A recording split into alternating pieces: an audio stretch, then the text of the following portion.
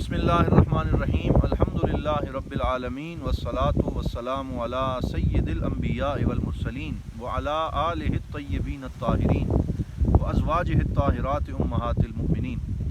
اللہم صلی علی سیدنا و مولانا محمد الفاتح لما اغلق والخاتم لما سبق ناصر الحق بالحق والہادی الی صراطک المستقیم وعلی آلہ حق قدرہ ومقدارہ العظیم۔ معزز سامعین و ناظرین، السلام علیکم ورحمۃ اللہ وبرکاتہ۔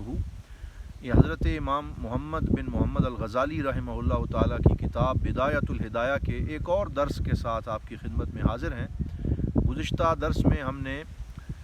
سو کر اٹھنے کے آداب اور پھر اس کے بعد طہارت حاصل کرنے اور بیت الخلاء کے جن آداب کا ذکر کیا ان پہ بات کی تھی، اور آج باب و آداب الوضو کے نام سے حضرت امام غزالی نے باب قائم فرمایا ہے، جس میں وضو کے ظاہری اور باطنی آداب کا ذکر فرمایا۔ ارشاد فرماتے ہیں فَإِذَا فَرَغْتَ مِنَ الْإِسْتِنْجَاء، جب آپ طہارت حاصل کر لیں، بیت الخلاء سے آپ آ جائیں، فَلَا تَتْرُكِ السِّوَاكَ، تو وضو کرنے سے پہلے جو مسواک کی سنت ہے اس کو ہرگز ترک نہ کریں، کیونکہ حضور نبی رحمت صلی اللہ علیہ وآلہ وسلم کی یہ بڑی متواتر اور مؤکد سنت ہے، اور سرکار دو عالم صلی اللہ علیہ وسلم نے ہمیشہ اس کا اہتمام فرمایا۔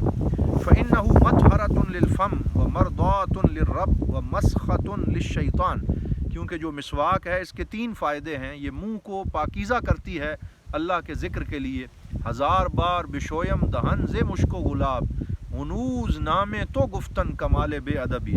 تو اس لیے منہ کا پاک ہونا کہ جس پاک ہستی کا نام لینا ہے یہ بہت ضروری ہے۔ وَمَرْضَاةٌ لِلرَّبِّ، اور مسواک کا یہ فائدہ بھی ہے کہ اللہ کی رضا کا باعث بنتی ہے۔ سرکار نے خوشخبری اور گارنٹی عطا فرمائی کہ جو مومن مسواک کا اہتمام کرتا ہے اللہ رب العزت اس پہ راضی ہوتا ہے۔ وَمَسْخَةٌ لِلشَّيْطَانِ، اور شیطان کے ارادے مسخ ہو جاتے ہیں، وہ ناکام ہو جاتا ہے۔ پھر فرمایا وَصَلَاةٌ بِسِوَاكٍ أَفْضَلُ مِنْ 70 صَلَاةً بِغَيْرِ سِوَاك، کہ مسواک کے ساتھ ایک نماز جو پڑھی جائے وہ بغیر مسواک کے پڑھی ہوئی 70 نمازوں سے زیادہ افضل ہے۔ پھر فرماتے ہیں ثم اجلس للوضوء، پھر آپ وضو کے لیے بیٹھیں، قبلہ کی طرف آپ کا منہ ہونا چاہیے، بلند جگہ پہ آپ بیٹھیں تاکہ پانی کے چھینٹے آپ کے کپڑوں پہ نہ پڑیں، اور پھر شروع کرتے ہوئے یہ نیت کر لیں بسم اللہ الرحمن الرحیم رب اعوذ بک من ہمزات الشیاطین واعوذ بک رب ان یحضرون۔ یہ ویسے بھی بڑی کامل دعا ہے، اس کا بچوں کے اوپر دم بھی کرنا چاہیے۔ سرکار نے فرمایا انسان کی جو ہے اس کے بچے اور اس کے گھر والے شیطان سے، رجس سے اور برے اثرات سے محفوظ رہتے ہیں۔ تو وضو کے شروع میں بھی یہ پڑھ لیں۔ پھر اپنے ہاتھوں کو 3 دفعہ دھوئیں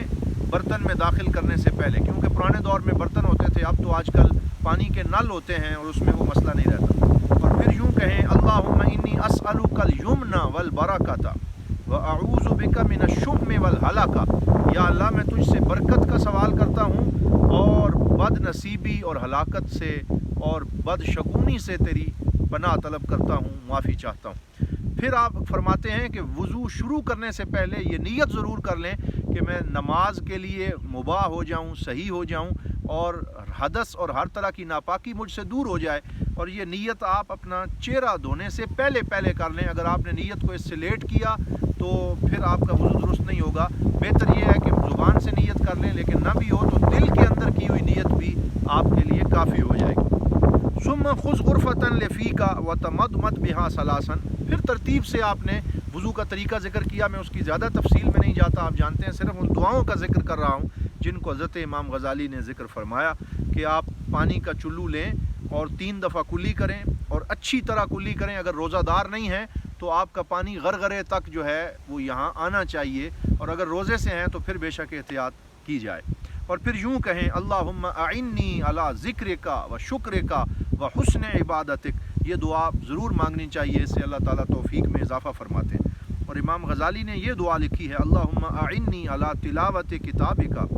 و کثرت الذکر لک و ثبتنی بالقول الثابت فی الحیات الدنیا و فی الآخرہ۔ پھر آپ ناک میں پانی ڈالیں اور 3 دفعہ اپنے ناک میں پانی چڑھائیں، اور اس طریقے سے آپ جو ہے وہ اپنے ناک کو صاف کریں کہ اس میں کسی طرح کی کوئی جو ہے وہ آلائشیں باقی نہ رہیں۔ اور پھر یوں کہیں اللہم ارحنی رائحۃ الجنہ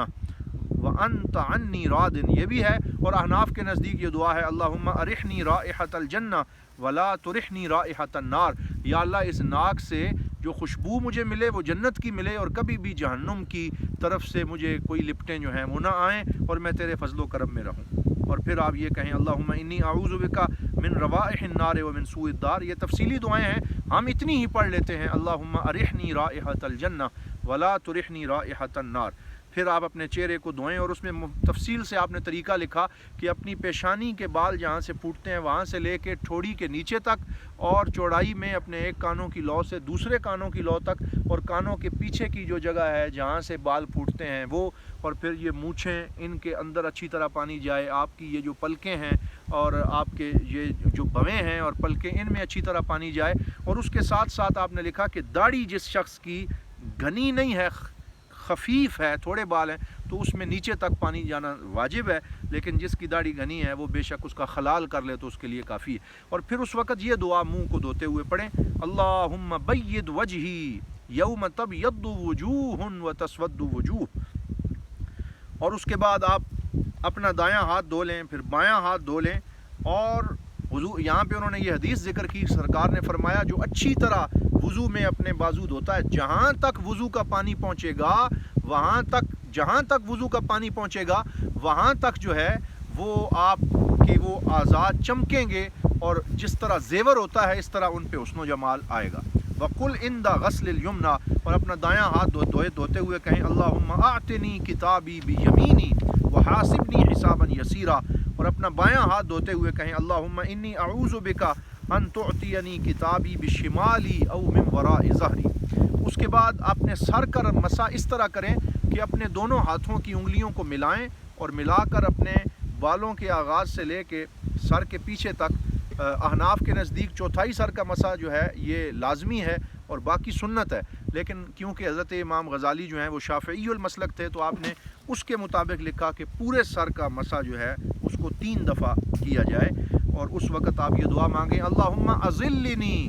ظل عرشک یوم لا ظل الا ظل عرشک، یا اللہ مجھے قیامت کے دن اپنے عرش کا سایہ عطا فرمانا، جس دن سارے لوگ جو ہیں وہ بڑی مشکل اور مشقت کے اندر ہوں گے، اس دن تیرے فضل و کرم کا سایہ مجھے میسر رہے۔ پھر اس کے بعد آپ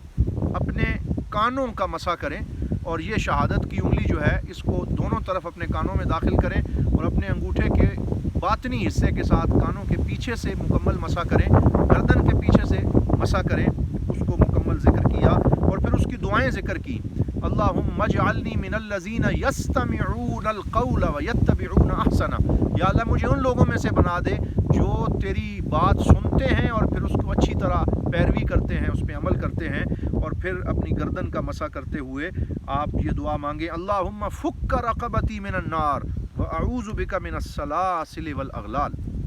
یا اللہ میری گردن کو جہنم کی آگ سے آزادی عطا فرما۔ اردو میں آپ یہ دعا کر سکتے ہیں، عربی میں یاد ہو جائے تو زیادہ بہتر ہے۔ پھر اپنے جو ہیں وہ پاؤں اچھے طریقے سے دھوئیں، اور اپنی چھوٹی انگلی جس کو خنصر کہا جاتا ہے اس کے ساتھ اپنی انگلیوں کے اندر سے بھی، پاؤں کی انگلیوں کے اندر سے بھی بائیں ہاتھ کے ساتھ مسح اس کا اندر سے کریں، اور اچھی طرح اپنے پاؤں دھو لیں، اور اس وقت یہ دعا پڑھیں اللہم ثبت قدمی علی الصراط یوم تزل الاقدام فی النار، یا اللہ جس دن لوگوں کے پاؤں ڈگمگائیں گے اس دن اس وضو کی برکت سے میرے پاؤں کو ثابت قدم رکھنا اور مجھے جنت عطا فرمانا۔ اور یہ ساری دعائیں کرنے کے بعد جب وضو سے فارغ ہو جائیں پھر پڑھیں اشہد ان لا الہ الا اللہ وحدہ لا شریک لہ واشہد ان محمدا عبدہ ورسولہ، اور یہ کلمہ پڑھنے کے بعد کہیں اللہم اجعلنی من التوابین واجعلنی من المتطہرین واجعلنی من عبادک الصالحین واجعلنی صبورا شکورا واجعلنی اذکرک ذکرا کثیرا واسبحک بکرۃ واصیلا۔